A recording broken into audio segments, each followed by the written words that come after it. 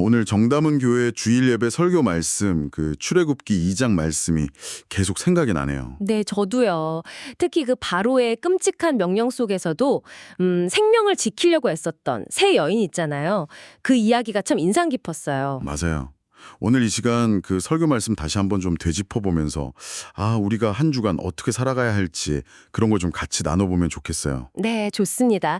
설교에서도 나왔듯이 정말 그 거대한 악의 시스템 앞에서 개인이 얼마나 작게 느껴지는지, 근데 또 그 속에서 작은 선택과 저항이 모여서 결국 하나님의 뜻을 이루는 걸 보게 되잖아요. 그렇죠. 이 나눔이 정말 이번 한 주를 살아갈 새로운 힘, 또 영감을 얻는 그런 시간이 되면 좋겠습니다. 설교 중에 그 악의 평범성 이야기 나왔을 때 저는 좀 섬뜩했어요. 아이만 예시요? 네.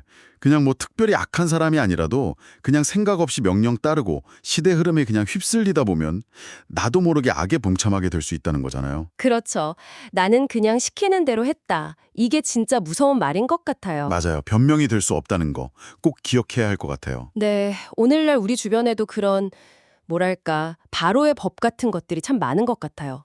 꼭 법이 아니더라도 하나님을 잊게 만들고 그냥 세상 가치를 따르도록 이렇게 유혹하는 것들이요.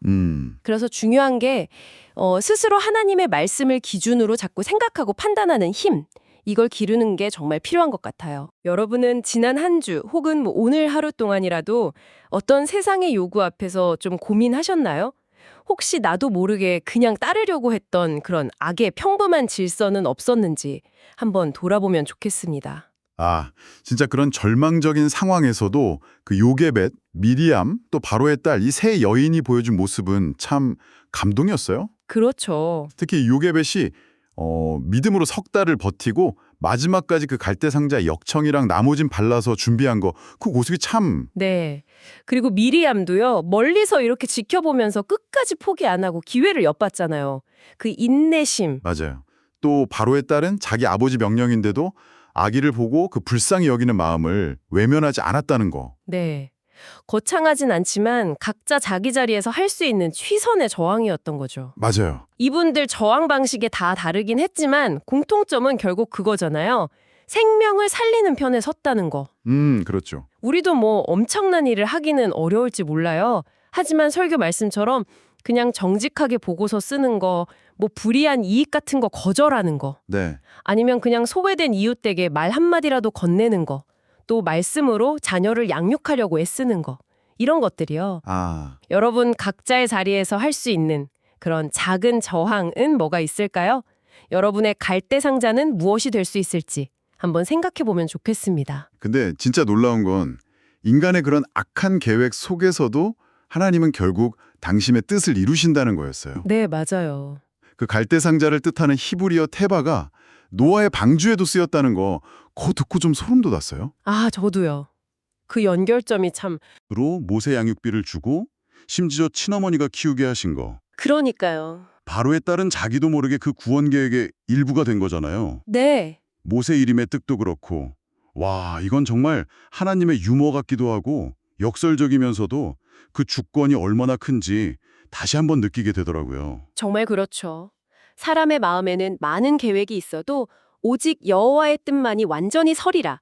그 잠언 말씀이 딱 떠오르더라고요. 맞아요. 결국 모든 걸 주관하시는 분은 하나님이시라는 거죠. 우리의 그 작은 순종, 믿음, 부족한 인내나 자비 같은 것조차도 하나님은 다 사용하셔서 그분의 역사를 이루어 가시는구나.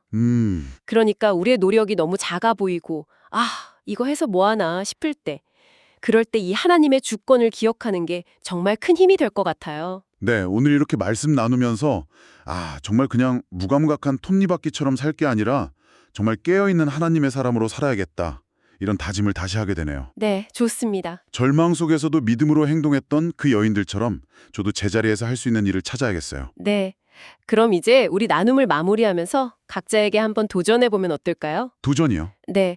오늘 설교 말씀이랑 또 나눈 이야기들 통해서 받은 은혜가 있잖아요. 그걸 가지고 이번 한 주 동안 내가 구체적으로 실천할 수 있는 작은 저항 혹은 믿음의 순종 딱 한 가지, 이걸 정해보는 거예요. 좋은데요? 그냥 마음으로만 은혜 받았다 하고 끝나는 게 아니라 정말 삶으로 살아내는 결단이 있을 때 그 말씀의 능력이 나타날 테니까요. 맞아요. 이 작은 몸짓을 통해서 일하실 하나님을 기대하면서 우리 모두 담대하게 한 주를 시작하면 좋겠습니다. 정말 응원합니다.